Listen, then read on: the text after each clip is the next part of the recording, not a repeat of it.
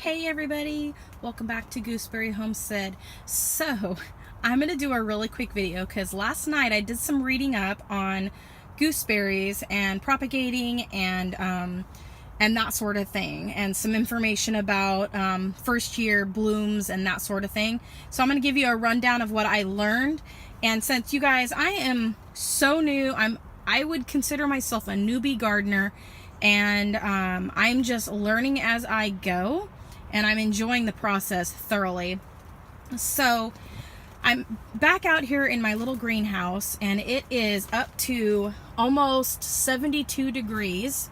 It's really nice and warm, and the door was even open for a few moments, and so it's really nice. It's perfect in here. I do need to do a little bit of watering because I noticed some of the dirt is starting to dry out in some of my pots. And as you can see, I have moved things around in my greenhouse. I'm just going to pan around here so you guys can see that I have moved things around, and everything's in a different location. I have my seed trays. I haven't put anything in yet. I'm still trying to decide what I'm going to plant in them. I'll probably end up getting something planted maybe tomorrow, hopefully, possibly. We'll see. The kids start spring break today after they get home from school and that sort of thing. So yeah. All right, so I'm going to tell you what I learned, okay, about the gooseberries.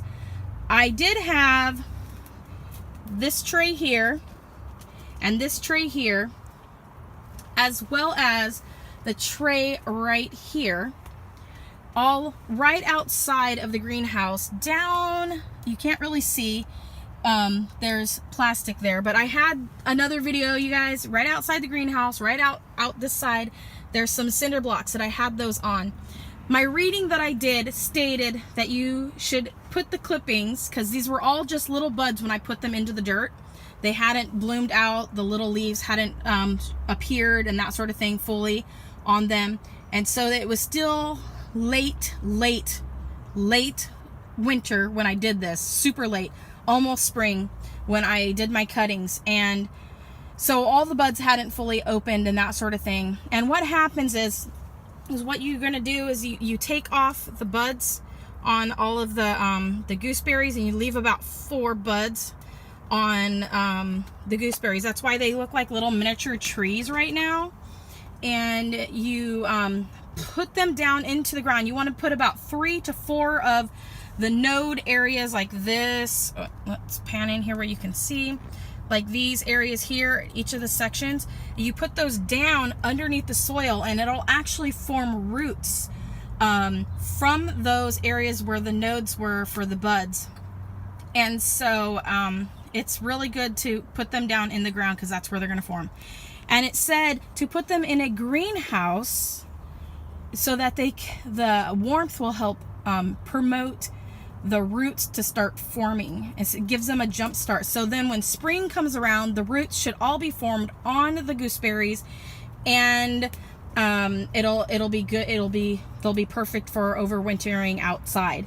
And in fact, once it gets really warm this summer, I will probably move them out of the greenhouse because it might get too hot in here. I'll probably end up having the door open, and so the wind is blowing outside, as you can hear. And so the other thing that I did, the other reading that I did, was on the fact that I have blossoms on this one that's right down here.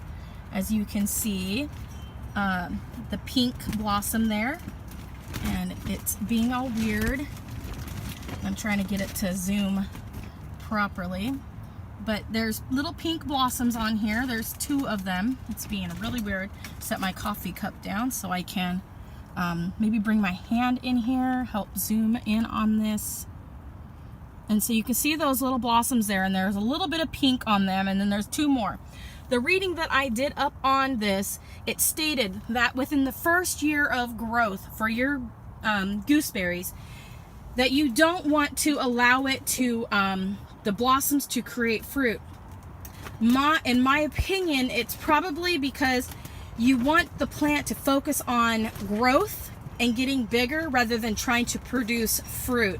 And since this is actually going to be trying to produce roots, I'm going to actually clip those blossoms off of this, and I'm not going to let the fruit set onto it. So yeah, I mean, if these were just growing in the wild and it was a new plant and it was the next year and it had been growing, of course nature's gonna go ahead and do its thing, and nature will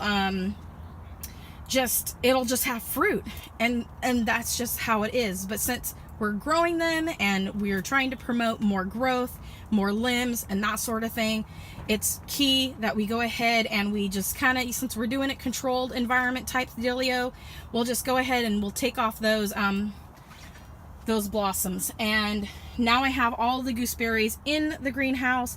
I do have a couple more clippings that I made that are outside, so what I will probably do is I'll probably get 5 more of these little containers, because I have 5 more in my other buckets, and since I want them to be in a warm environment, I will be potting those up today, and I will be moving these 3 out of this container here, and I'll be putting these ones down on the floor in the greenhouse with all of the rest of my mess down here. I had to rearrange everything in here in order to fit these trays up on the shelves in the greenhouse. And I've got 1 extra tray here. I think what I'll do is I'll plant cold weather crops in these, and I can put these on cinder blocks outside of the greenhouse. So it's not a big deal not having enough room in here for that. But yeah, that's pretty much it, you guys. I'm gonna go ahead and I will see you guys in another video. And go ahead, comment, like, and subscribe. Let me know what you guys are growing this year and that sort of thing. It's getting really hot in here. It is actually, you guys, almost up to 80 degrees in here. I'm starting to sweat, seriously. I might just leave the flap open so it doesn't get too hot in here. So there we go. And now the wind can blow open. All right, you guys, click that bell button so that you don't miss out on any of my videos, you guys. And I am making you all dizzy walking around, grabbing my coffee cup and all that good jazz. Anyways, the mosquito hawks are freaking out. Why are they're landing on me? Get off of me, guys. I love you guys. You are amazing little bugs, but please, you don't need to. Look at these guys. They're like on my hand. There's 2 of them together. Guys, go do your thing somewhere else. There you go. All right, you guys. Have a wonderful day. Bye.